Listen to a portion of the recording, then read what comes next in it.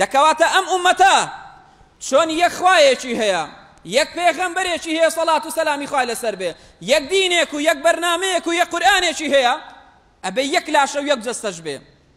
تۆ ئەگەر بێت و لایەکی دەستت ببڕنەوە، هەز بە ئەزیەت و ئازاری ئەم بڕینەوەی دەست و لاخت نەکەی، بزانە تۆ ئەم لایەتی فیش بۆ مردووە بۆی هەستی پێ ناکەی.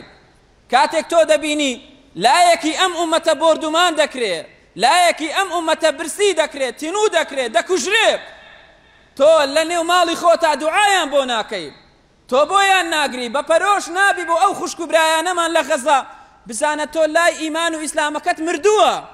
تۆ تەعەسوبی و دەمارگیری، نەتەوایەتی و حیزبایەتی و گروپایەتی بەسەر دین و ئیمانەکە تا زاڵ بووە، یانیش ئەوەتەیە ئیمانێکی ئەو پەڕکرچ و کاڵت هەیە. پەروەردیگار دەفەرمێ لە قورئانی پیرۆزا لە سوڕەی ئەلئەنبیا دا ئایەتی 92: إن هذه أمتكم أمة واحدة وأنا ربكم فاعبدون. دەفەرمێ ئەو ئومەتەی ئێوە، ئەم کۆمەڵەی باوەڕداران و ئیمانداران یەک کۆمەڵێکە، یەک جەماعەتێک و یەک تاقمێکە. سەرمەشقی ئەم کۆمەڵەیە، سەرمەشقی ئەم ئومەتە پێغەمبەرانن صلاة و سلامی رب العالمینیان لەسەر بێ، لەسەروی هەمووشیانەوە پێغەمبەری خۆمان صلی الله عليه وسلم.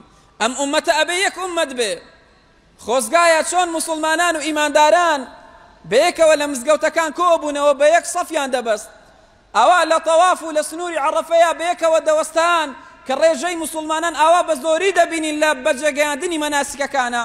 خۆزگایە دڵیشمان ئاوا لەگەڵ یەکتری ڕاست دەبوو ئەهلی ئیمان و ئیسلام. ئەگەر دڵمان ئاوا لەگەڵ یەکتری ڕاست بوایە، واللهی دوژمن زەفەری پێ نەدەبردین. هێندێکمان جەژن بژێڕین، هێندێک لە خوشکان و لە برایانیشمان لە غەزەیە لەژێر بۆردومان و لەژێر ڕوخان و ماڵکاولی و دەڤەر کاولی و لەژێر شەهیدی و لەژێر ڕەشتنی خوێن دابن. هێندێک لەو پەڕی دڵخۆشی دابن، هێندێک لەو پەڕی دڵناخۆشی، هێندێک لەو پەڕی ئاوەدانی، هێندێک لەو پەڕی ماڵکاولی. ئەوە چی دەگەیەنێ؟ ئێمە ڕاستە لە مزگەوتەکان و لە حەج و لە عەرەفەیە لەگەڵ یەکتریە ئاوا یەک سەفین، بەڵام دڵمان لەگەڵ یەکتری ڕاست نییە، بەڵام یەک گرنین. ئێمە کە دەڵێن پەروەردیگارمان یەکە و دینمان یەکە و ئیسلاممان یەکە، دەبێ ئاوا یەک هەڵوێست و یەک بەیداخ و یەک دڵش بین، هەموومان بەیەکەوە دەست بەم شەریعەتەوە بگرین کە دەستمان بە تەواوی بەم شەریعەتە و بەم تەوحیدەوە گر، ئیتر ئەم هەموو تەفرەقەیە و لەتلەتیە و پەتپەتیە نابێ. وأنا ربكم فاعبدون، هەر منیش بەتەنها پەروەردیگاری ئێوەم، دەسا تەنها من بپەرستن. دەکەواتە ئەم ئومەتە چۆن یەک خوایەکی هەیە، یەک پێغەمبەرێکی هەیە سەڵات و سەلامی خوای لەسەر بێ، یەک دینێک و یەک بەرنامەیەک و یەک قورئانێکی هەیە، ئەبێ یەک لاشە و یەک جەستەش بێ. تۆ ئەگەر بێت و لایەکی دەستت ببڕنەوە، هەز بە ئەزیەت و ئازاری ئەم بڕینەوەی دەست و لاخت نەکەی، بزانە تۆ ئەم لایەتی فیش بۆ مردووە بۆی هەستی پێ ناکەی.